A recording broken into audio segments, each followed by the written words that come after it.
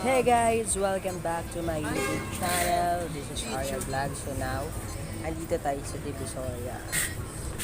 So ito ang update ngayon dahil nagkaroon ng clearing operation. So limit lang ang aming latag ngayon. At mapapansin niyo po dito, may mga Christmas decor na po. Keep on watching guys. Ayan po, kung mapapansin niyo po, ang aming latag ngayon ay bangketa lang sobra. Kumbaga, konti lang po. Ito po yung aming pesto. Ayan. Ang aking tita.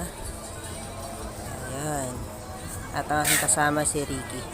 Ayan po. Dito po makikita natin may mga decoration na po. Christmas decor. And ito naman po kami malapit sa Divisoria Mall.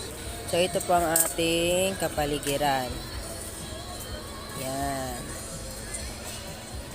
Dito po ito sa kahabaan ng MD Santos. So, yun lang. Bye!